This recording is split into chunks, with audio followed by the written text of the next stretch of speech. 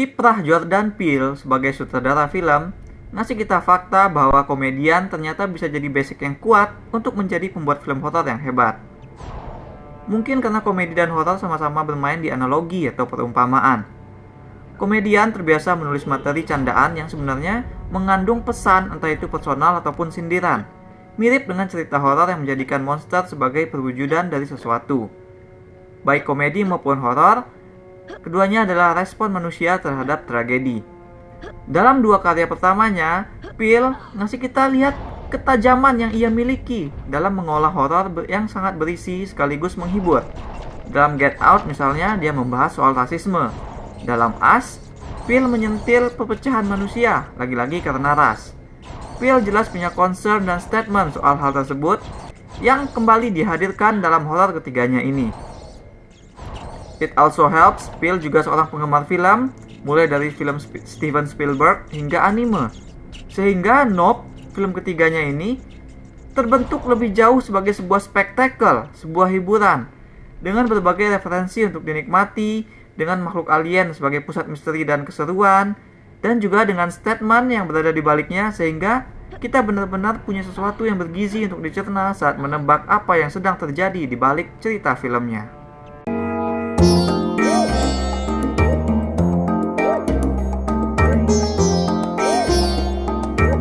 Kecintaan Peele pada sinema serta concernnya terhadap bangsanya langsung kelihatan dari protagonis sentral film Nope. Dua kakak beradik yang berusaha meneruskan bisnis keluarga mereka, yaitu pelatih kuda-kuda untuk syuting film. OJ dan Emerald sebenarnya adalah Hollywood royalty. Kakek mereka adalah orang dalam motion picture pertama di dunia. Tapi sekarang, bahkan bisnis kuda untuk film mereka pun sedang struggle, tergantikan oleh CGI dan unta. OJ sendiri sebenarnya not impressed dengan orang-orang film sedari awal. Karakter yang diperankan dengan lebih banyak diam oleh Daniel Kaluuya ini nggak nyaman dengan bagaimana kuda-kudanya diperlakukan di set.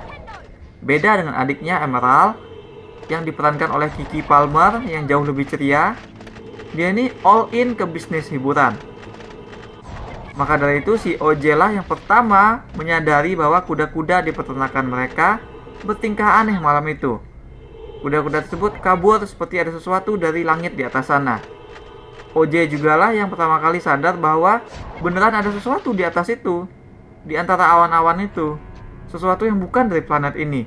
Sesuatu yang bertanggung jawab atas hujan koin dan benda-benda metal lain yang actually menewaskan ayah mereka. Nah, secara eksistensi, film ini sebenarnya mirip sama Pengabdi Setan 2. Horor yang sama-sama dibuat sebagai spektakel. Yang satu wahana rumah hantu, yang satunya lagi wahana alien atau creature feature. Sama-sama banyak referensi. Sama-sama memancing penonton untuk berteori menebak yang terjadi. Sama-sama dibuat dengan memanfaatkan teknologi IMAX. Tapi apakah secara kualitas keduanya sama? Nope. Nope punya sesuatu yang film Joko Anwar itu nggak punya. Substansi. Actual things yang hendak dikatakan. Like, sure, Nope ngasih pengalaman mendebarkan melihat UFO yang terasa real. Film ini juga memanfaatkan kegelapan dan sesuatu yang tidak kita ketahui sebagai sajian horor utama. Langit luas di atas peternakan kuda milik keluarga OJ itu dijadikan seolah lautan dalam film Jaws oleh Peele. Hanya saja bukan hiu, melainkan piring terbang misterius yang mengintai karakter manusia dari balik awan-awan.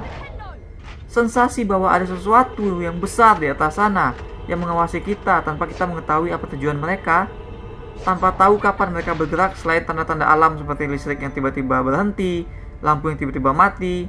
Nah, sensasi itu tuh film berhasil mengeluarkan semuanya. Terasa seram, feel-nya dapat. Aku suka gimana film ini memberikan tanda-tanda tersebut, terutama lewat boneka-bonekaan yang kayak punya si Bayley di WWE, yang menambahkan visual yang unik pada film ini.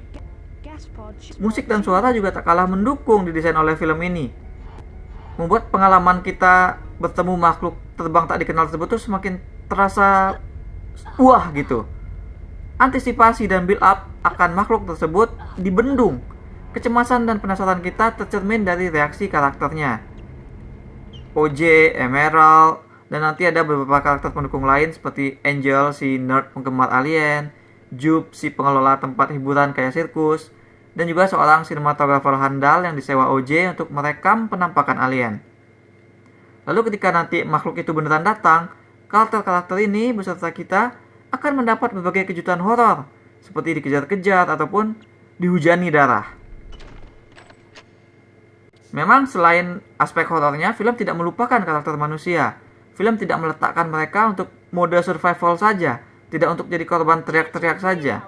Motivasi mereka tetap jadi fondasi utama. Kehidupan mereka tetap yang utama untuk kita simak. Banyak orang yang mengeluhkan betapa film ini lambat masuk ke bagian yang seru, tapi untukku itu hanyalah sebuah build up manis yang dilakukan oleh film untuk membuat kita peduli dengan nasib karakter saat nanti mereka beneran chaos dikejar-kejar piring terbang gitu. Build up yang didesain untuk membuat kita merasa pengen para karakternya berhasil selamat. Karena motivasi dan kehidupan mereka memang menarik. Nope bukan tentang orang-orang yang berusaha survive dan membunuh makhluk alien, tapi motivasi mereka lebih manusiawi karena bercela, flow. OJ yang tadinya cuek sama soal video dan spektakel, akhirnya memilih untuk memanfaatkan makhluk tersebut untuk nyari duit demi peternakan mereka. Jadi mereka ingin merekam alien tersebut dan menjual videonya supaya peternakan kuda mereka bisa diselamatkan. Nah, kenapa motivasi ini jadi bercela? Karena berkaitan langsung dengan gagasan yang coba diangkat oleh film sebagai bahan diskusi, yakni soal manusia yang sudah terlalu obses dengan yang namanya entertainment. Jadi apa-apa dibuat hiburan gitu. Apa-apa dijual sebagai hiburan. Memang hiburan adalah kebutuhan manusia yang mendasar. Sudah sejak lama, hiburan manusia itu memang aneh-aneh. Zaman dulu orang tuh demen nonton gladiator melawan binatang buas. Kan zaman sekarang kita punya tinju sebagai sport, ada wrestling sebagai tontonan hiburan, acara gosip, acara kriminal, bahkan kisah-kisah sedih kita santap sebagai menu hiburan favorit di televisi. Poinnya memang adalah manusia suka menjadikan orang lain, makhluk lain, sebagai tontonan, dan rela menempuh apapun untuk menangkap sesuatu untuk dijadikan tontonan tersebut. Film Nope ini melempar balik pertanyaan kepada kita sebagai manusia. Apakah kita pernah berpikir lebih jauh lagi soal harga yang harus dibayar saat menjadikan sesuatu sebagai tontonan hiburan? Nah, kalau dibandingkan dengan dua film Peele sebelumnya, Nope terasa lebih straightforward. Penonton bisa hanya menikmati ini sebagai cerita makhluk alien yang menelan manusia. Tapi tetap, Peele memasukkan banyak misteri untuk dibahas penonton dengan kepala masing-masing sepanjang durasi cerita. Hal-hal kecil yang ternyata ada akibat dan penyebabnya belakangan di cerita nanti. Hal-hal yang bakal menambah rewatch value film ini. Nah, membahas dan memberi perhatian kepada petunjuk-petunjuk itu actually jadi rewarding saat menonton ini karena memang hal-hal tersebut menutup kepada sesuatu, membentuk kepada kesimpulan karakter dan kejadian yang tuntas, menambah kedalaman ke dalam cerita dan karakter film ini. Misalnya seperti soal flashback tentang ada cerita seekor simpanse yang jadi bintang televisi yang kemudian nanti mengamuk di studio. Nah, bagian ini memang sekilas tampak tidak nyambung, tapi ternyata memang berkaitan erat dengan gagasan film soal mempertontonkan makhluk lain yang sesungguhnya itu adalah tidak etis dan malah berbahaya. Nah, Jordan Peele kan suka tuh masukin binatang dalam cerita horornya. Di Get Out kan ada rusa, di Us ada kelinci. Karena menurutnya hewan adalah simbol dari both keinosenan serta sesuatu yang inhuman. Nah, di film Nope ada simpanse, ada kuda, dan ada alien itu sendiri. Ketiganya at some point dijadikan tontonan oleh karakter cerita. Karakter Jupe yang selamat dari insiden simpanse ngamuk di masa kecilnya, kini merasa dirinya itu bisa menjinakkan apapun. Setelah dewasa, dia bikin taman hiburan dan menjadikan kuda, bahkan alien sebagai atraksi buat tontonan turis. Dan akhirnya tontonan tersebut jadi tragedi. Ini menunjukkan manusia kelewat batas dan tidak mempertimbangkan dengan baik hal lain di luar pemenuhan keinginan mereka saja. Karakter lain juga gitu, kayak si reporter sama si sinematografer. Menemui ajal karena mereka tuh ngotot ingin mendapat rekaman yang bagus. Nah, bagaimana dengan karakter OJ dan adiknya?